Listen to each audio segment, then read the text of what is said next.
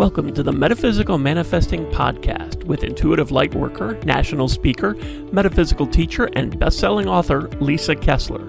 What is it you want to manifest? Are you looking to increase your income, change careers? Maybe you want to manifest a new home or a new car. Are you ready to bring love into your life? You have come to the right place. Hello, everyone. I'm so glad you're here today. You are in for a special treat. Yes, we are going to talk about manifesting, but I have to tell you this story because I have a guest on with us today, Fiona Horne. And if you haven't met her before, she has quite the eclectic biography, which I love because we are all about manifesting here. And she has manifested just the most beautiful life. And she has a new book and a new oracle deck coming out. So if you haven't bought any of her decks or books, definitely go grab them. And I just want to kind of read a little bit of her bio here so you can get to know her because very eclectic, incredible life. So Fiona Horne is an author, witch, rock star, and pilot. She is one of the world's most respected witches. She's the author of 15 best-selling books on modern witchcraft, published in the last 25 years. And her writings have had a generational impact on the evolution of the modern witch. Her tireless devotion to dispelling negative myths and stereotypes contributes to the freedom of modern witches to practice their craft today without fear of vilification or persecution. 30 years ago, though, Fiona launched a career in the entertainment industry as the lead singer of chart-topping Australian 90s electro rock band Death FX before moving to Los Angeles in 2000 and continuing on to be a popular radio and television personality. She's appeared on programs around the world. But in 2013, Fiona left LA for the Caribbean, working as a commercial pilot. She flies planes, you guys, and volunteering for humanitarian and animal aid. And then in 2024, Fiona moved to Egypt and started creating nourishing spiritual adventures for women called Meet Yourself in Egypt. So we're definitely going to talk about those too. She's combining her passion for travel, adventure, and magical knowledge to offer women these unique opportunities to cultivate, your spirit. Fiona's personal passions include, listen to this, you guys, 100+ foot free diver, a scuba diver, a world record holding skydiver, a professional fire dancer. We're not done yet. A chess enthusiast and an avid student of ancient history and magical traditions. And you can learn more about her and also grab all of her books and decks. I highly recommend them at her website. And her website, I put it right in the show notes, so you can click it anytime while you're listening and go check those out. And she has a brand new one that is, I think it's out in Australia, but it's releasing here in the United States on March 17th called Coven, Where the Witches Gather. And I'm so excited there's going to be a Coven oracle. Her oracle decks are amazing. So anyway, after that long intro, Fiona, are you there? I'm here. Very generous long intro, I guess.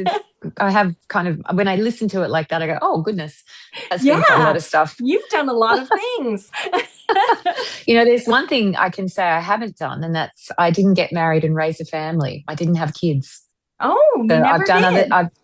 So I've done other things with my life. I call my books are like my children, and my oracle decks are like my children. And gosh, I'm getting up to 18 of those combined now. And then also I do a lot of animal rescue. So I have furry babies. Yes, babies covered in fur. Yes.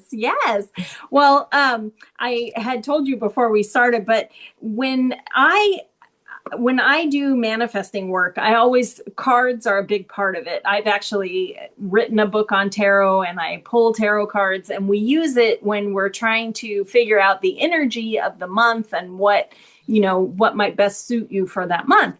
And so I do pull cards for myself every day, because practice what you preach. But I love your the Magic of You Oracle.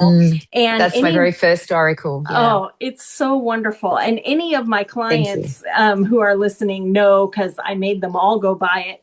Because to me, the magic of that deck is not only the connection to different parts of yourself, but you put rituals in there that people can actually do. For anyone who's out there who is interested in metaphysical type things and you want to do rituals, a lot of times you open the books and it's so complex, or it has ingredients you couldn't possibly find. So it's so nice to have a deck where we can pull a card, and then if you want to take it deeper, there is actually a ritual you can do. Yeah, corresponding ritual or spell that can help anchor the guidance of the deck. And I did intentionally create those spells and rituals to accompany each card, with the idea that they be accessible, not to trivialize them or to make them less potent, but to make them accessible and interactive and engage the person who's doing the reading with a sense that they can co-create their reality. Because as much as we look to oracles and tarot sometimes to get guidelines for our future path, I've been reading tarot for the last 40 years. That's one of my main skills, as I sort of realized I was walking the path of the witch. Divination using tarot was my skill that I was told I would develop, and it's something I've done for a very long time. So, incorporating what I've learned about the journey with tarot and its role as a tool of service in our magical lives. Oracles are a little different, obviously, but still very much come from a place of wanting to provide guidance. That I still firmly understand and recognize that the future is created in many ways by the steps we take today. So if you can take an empowered step or an enlightened step or an optimistic step or a joyful step, you are that much closer to manifesting that in your future. And exactly, 100%. Yeah, that's where those rituals and spells with the cards are kind of an opportunity to go, okay, feel like there might be obstacles around me now, so I'm going to navigate through them rather than feel blocked by them. Or I'm feeling amazing and the cards are advocating that. I'm going to magnify this energy with this ritual and keep shining it brightly around me and within me to, have a light on the path for as long as possible. Yes, because this human journey is very messy. And so something can come out of left field and suddenly you've lost all of that peace and wonderfulness that you had. But this deck, the final card of this deck is the Witch, and it's all about your magic and all that kind of thing. And this was how... Card. Yes. And this was how I connected with you, because for whatever reason, I've used this deck for years, but when I was in the book and I read The Witch, and then I was the final card of the deck, and I just thought, I'm going to turn the page and find out about Fiona. And I saw all the amazing things you did. And I just thought, so I went to your website, and I did not know that you had a book coming out, but I saw you had a contact page, and I thought, she has manifested such an incredible life. I would love to have her on my podcast. She'll probably never see the note through the website, but I'm just going to send it. And then you emailed me and said, I do my website.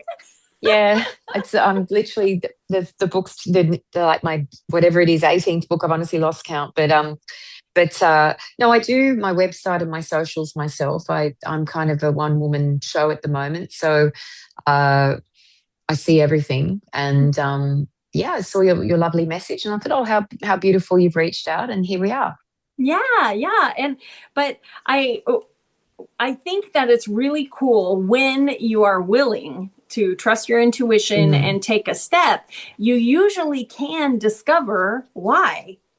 Because I felt like, why did I look at the back of that book for the first time ever? And it happened to be because you had a book coming out. I mean, just wow. I love when the universe gives us little peeks behind the curtain, Absolutely. Yes. Love it too. The serendipity and the synchronicity of it all. It's wonderful. Yeah. So do you want to tell everybody about the new book and why they should go grab it? Well, the new book, Coven, Where Witches Gather, is about people coming together. I think we spend so much time, even those of us who are magically minded, whether we're witches or witch curious or magically minded, as I said, or magically manifesting, a lot of our time can be insular and more than ever spent behind a screen. And, there's these new terms in our language, doom scrolling and, Yes. just these things where we're just, and, I was catching the bus the other day, and I enjoy catching public transport, just seeing what the world's getting up to. And I'll sometimes just jump on it and see where I end up. And I look at people, I don't look at my phone. I look around and I just see everyone with their heads on their phones. And so in creating a book like this, it's about bringing people together, giving us an opportunity to put down the phone and to actually physically come together.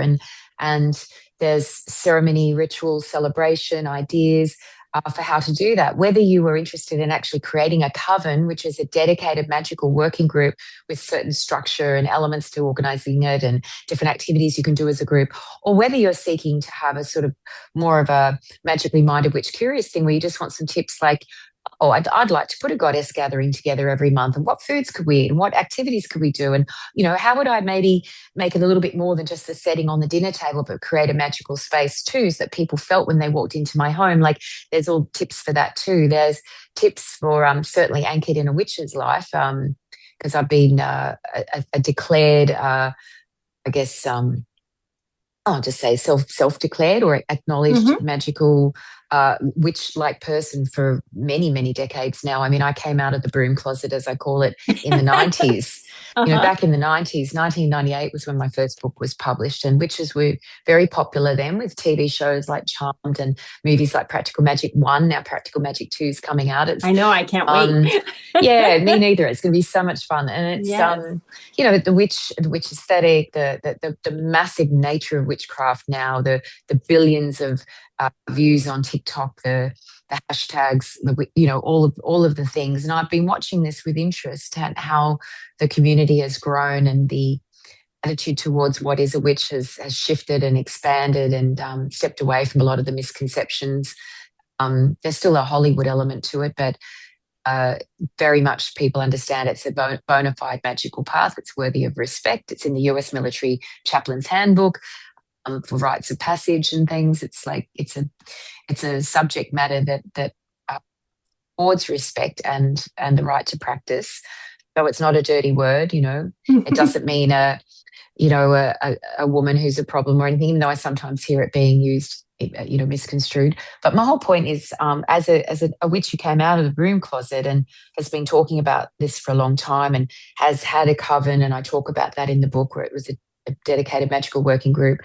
I talk about what we learned, how we did it. I talk about the 8 Sabbats of the witch, like the 8 holy days we would call, spread approximately 6 weeks apart across the year, that recognize equinoxes, solstices, and maybe the cycle of the seasons as seen through a harvesting kind of way of life, a sowing and reaping of crops in life as we would have experienced prior to a lot of supermarkets and a lot of electricity and a lot of the natural. But by tapping into these ancient rites of living close to the earth at certain times of the year, specific to the northern hemisphere or the southern hemisphere, because they change a little bit. Obviously, the seasons are opposite and all the things.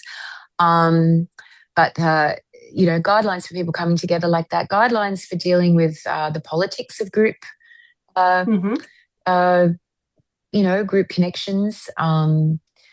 There's even advice on some really fun things you can do, like that you've got. Like I've had feedback from people who are getting advanced copies of the book, and they're saying, "Wow, I could use." I'm not really, I'm sort of magically minded, or I'm kind of witch curious, and the book's really beautiful. I mean, it's like this gorgeous. I'm holding it up for you. I know we're on audio, beautiful. But it's a really beautiful book, and even the edges are the green, the edges shiny, are beautiful green, and then very the Wizard of Oracle Oz deck kind is of book. very, very beautiful.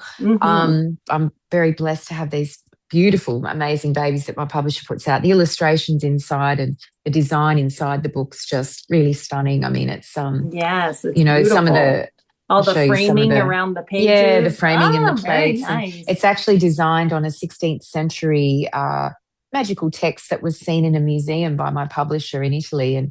And so she said to the designer at Rockpool, can you do something similar for Fiona's book? I mean, look at the lovely illustrations. They're just beautiful. So beautiful. Yeah. So yeah, it's a gorgeous thing to have on your coffee table as well, and just kind of flick through as well and point a topic of conversation. But people who've seen the book early have said, wow, I'm using this to assist with family dynamics. I've got we've got a friendship group, and I'm thinking some of this we could do. We could do a magical shopping day where we sort of pick our events and activities according to our astrological signs, or just lots of fun things, because magic and living a magical life is creative and colorful, and it puts the reins of our lives back in our hands, where in an organic way, where maybe our heavily digitally influenced world now is we're cutting ourselves off from that natural source. But there is a whole chapter in the book about online covens, how to connect with people online, how to do that safely, authentically, in an empowered way that doesn't drain you, how to take the breaks you need to let your physicality restore from massive exposure to electromagnetic frequency, because we're just interacting with devices all the time. Yeah. So, and I'm actually about to embark on an East Coast tour of Australia, of just bringing people together and gathering in community, because there's a special alchemy that happens when we actually gather in person, and we look at each other in the eyes real time, and we feel that thing that makes the goosebumps that make our hair stand up. And that is all really, you can feel that through, like when I do readings for people through like through the Zoom, phone or whatever, through Zoom or whatever, you can still get that connection where your hairs stand up. And the readings can be very just as empowered, and sometimes even more so when I don't see the person and I just tap deeply into spirit and source, and it comes through me, without the distractions of visuals. But generally, the book, Coven, Where Witches Gather, it's about bringing people together, magically minded, witch curious, and witches, to enjoy our lives in a way that that satisfies us on a deeper level. Yeah. I think many of us feel very, authentically. And I think many of us, as much as it's wonderful to have all these devices and all these distractions and all this stuff, we sometimes just feel really drained and really overwhelmed with it all. And when we gather in person and put down our devices and be together and do things that involve talking and breathing and being and touching and feeling, and I don't mean like literally touching and feeling like we've got our hands all over each other. I mean things like, I'm actually wearing this lovely crystal mala bead. You can see here, there's an incredible company, I Love Chakra, they're called, and they're so amazing. And we've done a little collab where they've created these beautiful crystal meditation mala beads. And so I'm going to be giving them to each person in the workshop, and we'll be feeling and touching the crystals as we work through the breathing and the chanting together, and things like that we might read about and think, oh, that sounds like a good idea in theory, but would I ever really do it? Well, I'm going to try and create opportunities for people to do it. And this book will encourage you to kind of take the reins of your magical life and do these things, rather than just read or scroll about them on a TikTok video, Right. I love that. What is the tie-in with the Oracle deck? If somebody grabs the Coven Oracle, what are they getting? Yes. Well, the Coven Oracle is tied in with the book because I've actually designed this oracle to be read in group settings. So there are actually meanings when you get the book, which it comes with a lovely book with lots of meanings and all the things and how to read the cards. So there's a reading here for the Coven or the group, and then there's a reading for you, for the individual. Oh, nice. And so you get to so I suggest, like as you were saying, you pull cards in your groups. I suggest that, say, at the start of the year, you pull, if you're working a magical group or a group of friends or a circle community, you would pull a card for, say, each Sabbath, so each 6 weeks, or each month if you like, and read what each card is and understand the prevailing influences that are coming up and what you would work on. There's all these guidelines at the start of the book about how to lay the cards out for different concerns and different things. So here's spreads and practices. The daily devotional pool can be one card. The circle within the spread, so a solo reset. This can be a solo spread when you're feeling disconnected from your group. Pull 3 cards. First card, what part of me is asking to be seen? What support am I needing or resisting? How can I return to presence and power? So each card within the group, Right. And then there's group readings, like say there's a coven conflict or concern. Do the 3-card pull with the group. 1, the root of the issue. 2, the current energetic state. 3, the best outcome or path moving forward. So, and then here's like the Wheel of the Year annual forecast. I'm showing you the picture, but you can see how the 8 cards are spread in a circle and how each card can be, and you can take a photo of that spread and refer to it throughout the year. And are the images on the cards, are they like goddesses, or what's the theme? They're a mixture of images designed by a wonderful Spanish artist, Mariam Oxes, who's I asked her to create these cards based on information I gave her that came through. So, for example, Circle of Truth. This is a beautiful card where you can see, if you were seeing this card, it's like webs of branches and vines, and there's an owl floating over the top of it. And there's a big white circle in the middle. Yeah, and is that the scrying circle? Yes, that's the scrying circle where the truth will be revealed. And the 3 words at the bottom of the card: wisdom, perception, communion. So when you pull the Circle of Truth, it's time to understand the role that wisdom plays in perception. So reminds me of the serenity prayer that I'm sober in a group, and like as part of a group dynamic and in program. And so in the serenity prayer, it's God grant me the serenity to accept the things I cannot change, the courage to change the things I can, the wisdom to know the difference. And so this is the card of that wisdom, the wisdom of knowing the difference of perception and communion, understanding what truth is, because it's quite subjective sometimes. Yeah. So, that's a really beautiful card that I love. There's so many gorgeous cards here. Like I love this one, Wild Within, Instinct, Earth and Love. So you can see the girl in the card is sitting amongst the trees, and there are birds and there's a deer at her feet, and it's about the alignment with understanding our inherent wild nature, the wildness of being human that can't be contained by technology and politics or anything. It's bringing us all together in a way that unites rather than divides. And there's many I love what I love about this deck is that the cards are done in black and white, so it's and they're all sketches and drawings, so it's very evocative for reflection. No AI, all drawn by hand by this beautiful artist in close collaboration and communication with me. Different titles. Yeah, different titles: Mirror of the Journey, Crossroads, The Familiar Path, Shadow Dance, Secret Fire, Digital Cauldron, Seasonal Rites, Magical Exchange, The Art of Balance, Eye in the Void. It's a very stunning card.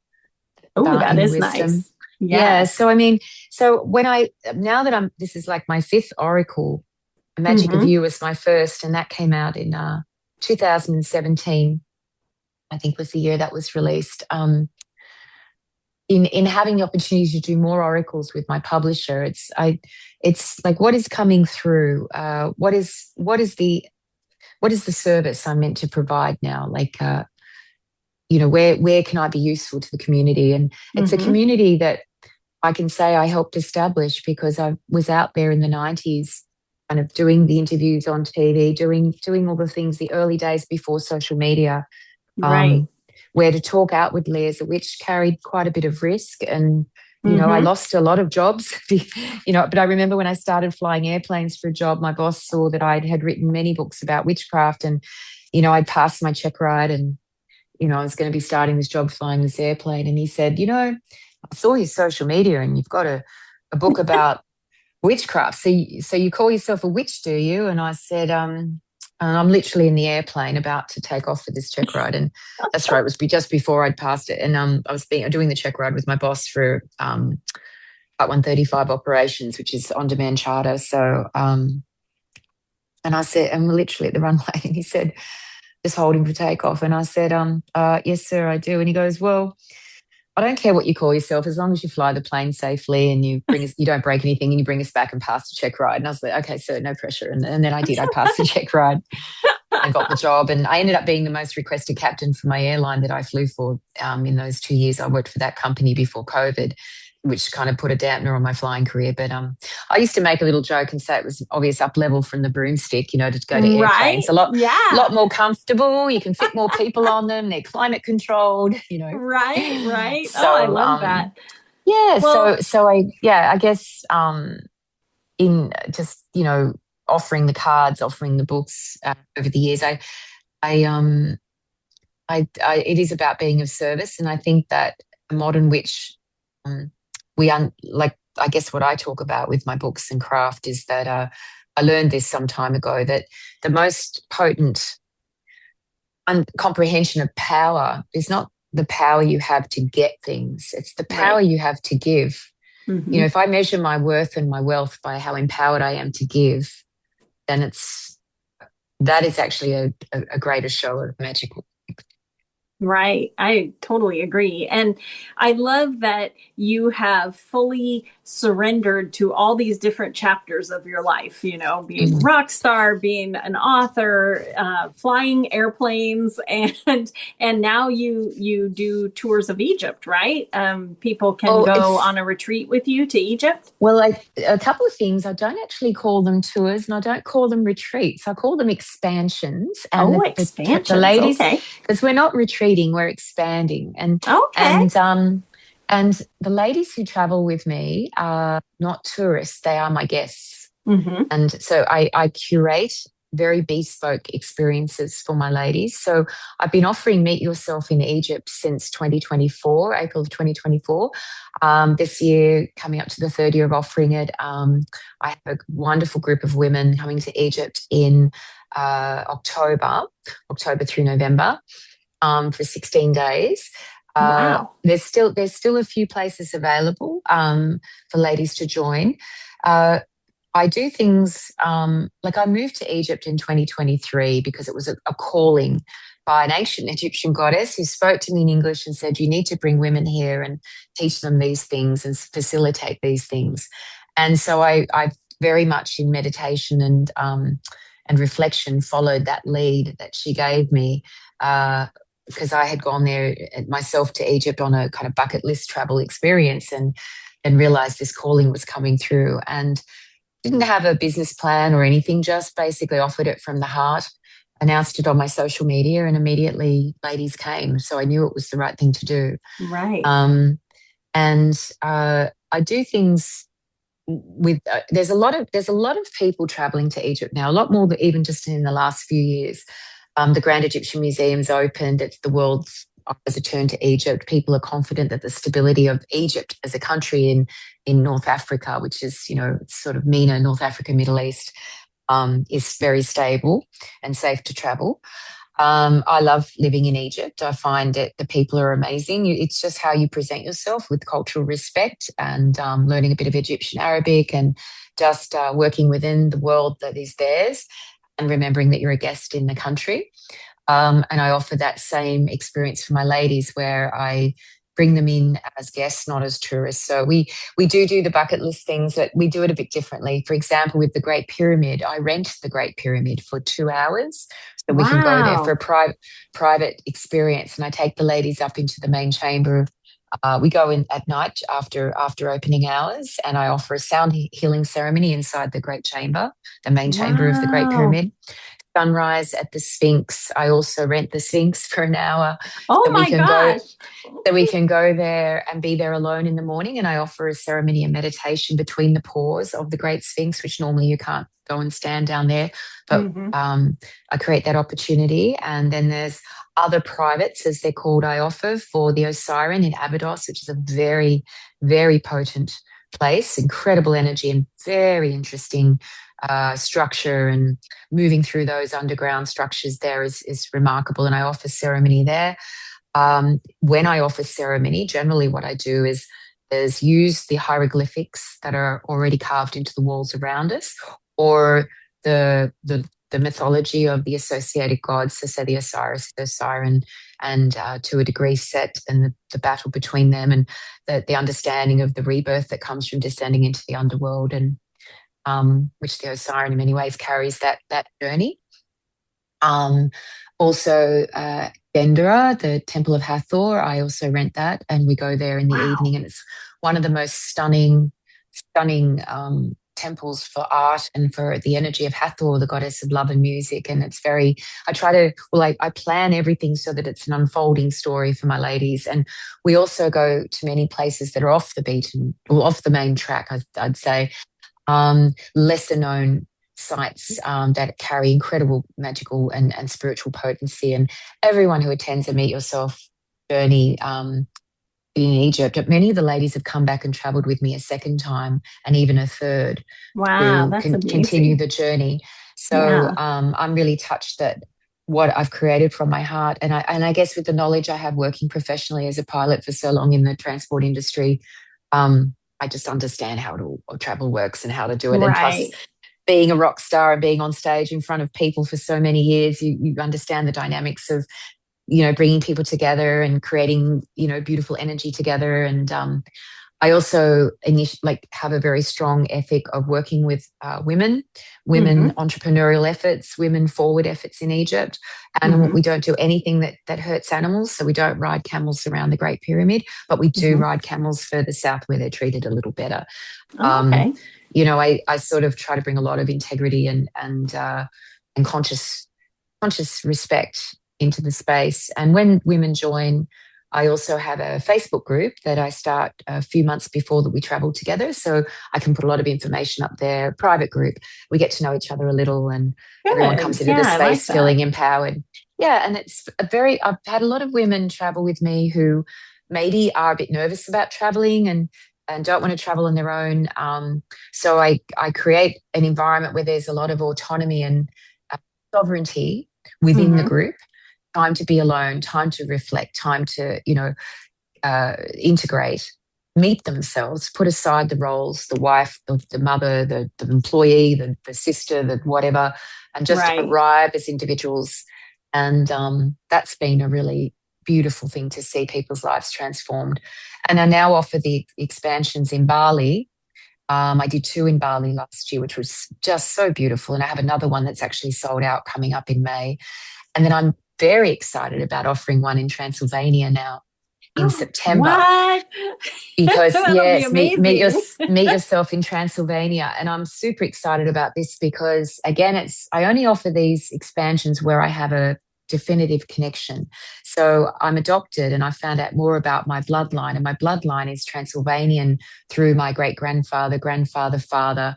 So actually, when Transylvania was a part of Hungary before it was a part of Romania, that's where my family was there and originated there. And there's a whole floor of a museum in Brasov dedicated to my uncle Leopold Adler, who was a famous photographer in the late 1800s, early 1900s. So having that blood connection, understanding, so we explore the divine feminine in Transylvania. And I know Transylvania has the whole mythology around Dracula and vampires. And sometimes I make a little joke because I'm turning 60 this year, and people go, "Oh my gosh, you don't look like you're 60." I'm say, "Well, I'm from Transylvania. I'm not really a witch. I'm a vampire. I don't age."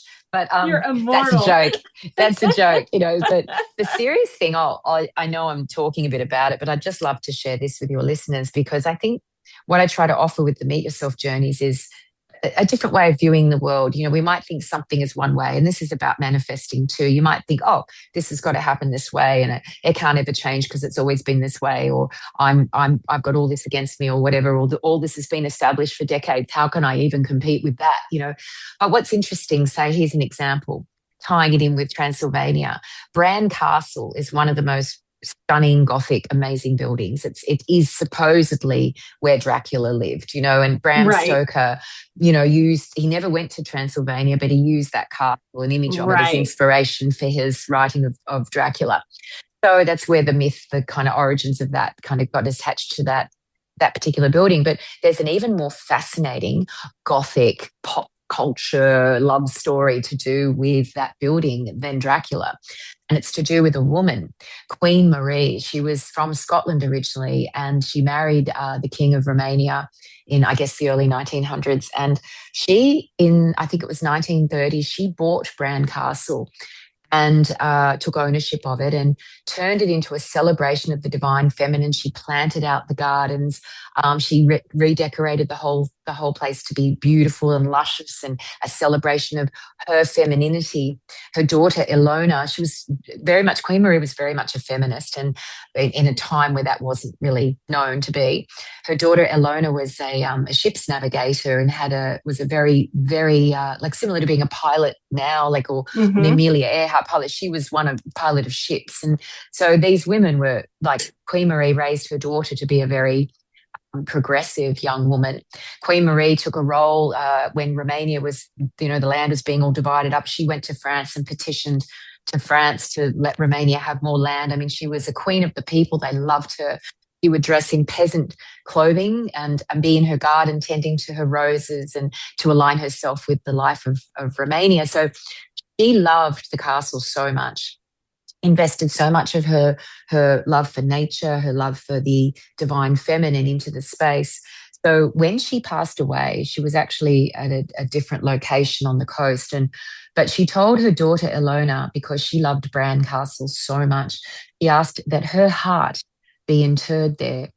And so her daughter arranged for her mother's heart to be removed from the body and put in a shrine and placed in Bran Castle. And that's where it is. Queen Marie's heart is enshrined there at the castle. Wow. And we don't hear that story in the West. We just hear about vampires. The Romanians, I went there. I did a pilgrimage to Transylvania last year to tap into my blood history and see if I really could offer Meet Yourself.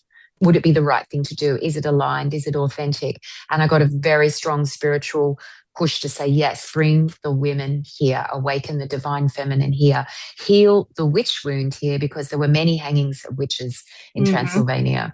So we go to locations where, 400, 500 years ago, they were hanging women as witches, and we offer a prayer.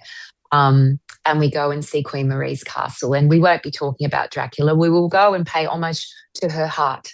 Yes. I love that. So I know it all sounds extraordinary, but that's like that's amazing. Transylvania is a place of drinking mineral waters out of the ground, of beautiful spas and salt lakes and incredible healing aspects to do with nature and the earth, incredible forests. We go forest bathing and sound healing, and we also explore the incredible history and a little of my family's history, because we will go to the museum where my uncle is celebrated, and so I'm very excited about Meet Yourself in Transylvania, and already it's almost sold out. I think there's just 3 places. That's amazing. Well, I know.